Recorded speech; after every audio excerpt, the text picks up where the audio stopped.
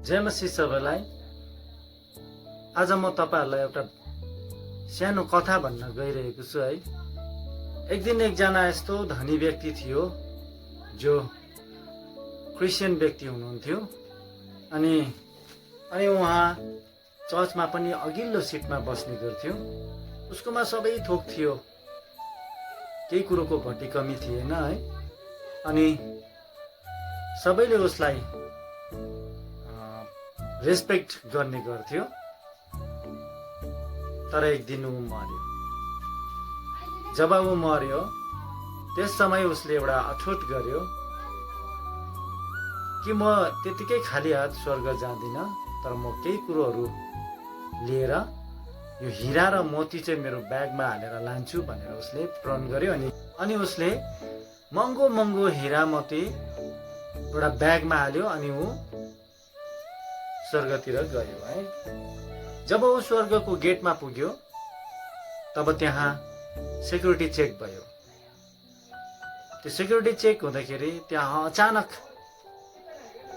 आवाज आउन थाल्यो, टिङ टिङ टिङ टिटी टिटी टिटी टिटी गरेर है, जसरी एउटा रातो बत्ती बोलेर आवाज आयो।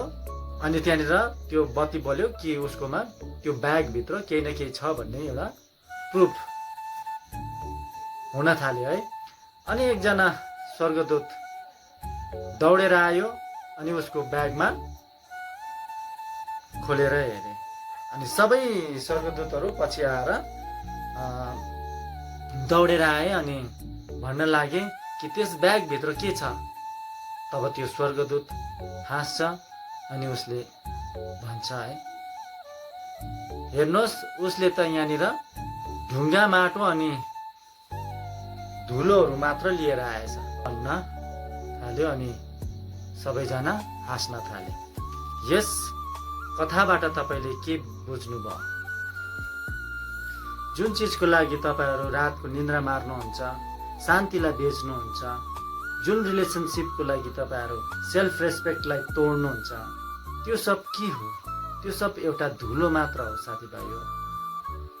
वचनले भन्छ मत्ती 6:33 मा, पहिले परमेश्वरको राज्यलाई खोजी गर, त्यसपछि ती सबै कुरोहरू थपि जानेछ। तर हामी के गर्दैछौँ त? हामीलाई अझ धेरै पैसा रुपियाँ चाहिन्छ, राम्रो भन्दा राम्रो पर्फेक्ट रिलेसनसिप चाहिन्छ, अनि हामीलाई संसारको एप्रुभल चाहिएको छ। यस्ता धेरै एप्रुभलहरू चाहिन्छ जो संसारप्रति हामी भरोसा गर्छौँ, तर बदलामा हामीलाई के मिलिरहेको छ? त्यही एन्जाइटी हो, त्यही निराशा, टुटेको हृदय अनि बेचैनी। अन्तमा भनौँ भनेदेखिलाई हामी भित्र भएको त्यो खालीपन। सत्य कुरा भनौँ भने हामी परमेश्वरलाई इग्नोर गरेर संसारको पछाडि दौडिरहेका छौँ। अनि हामी भन्ने गर्छौँ हाम्रो जीवनमा किन यस्तो भइरहेको छ, किन मलाई मात्रै जीवनमा यस्तो भइरहन्छ। यी सबै निराशाका कुराहरू हामी भित्र आउने गर्छ। सो गाइज, साँचो कुरा के हो भने पैसा नराम्रो होइन, तर पैसा र धन जीवनको मालिक हुनु हुँदैन। रिलेसनसिप अति जरुरी छ, तर त्यो तपाईको आइडेन्टिफिकेसन हुनु हुँदैन।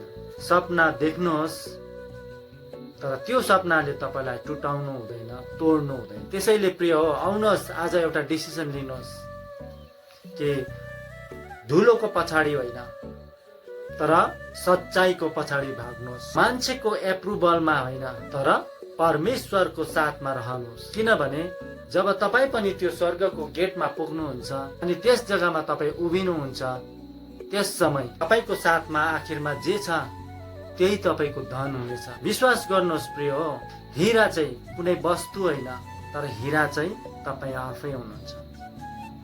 सो तपाईलाई के कस्तो लाग्छ यो भिडियो है?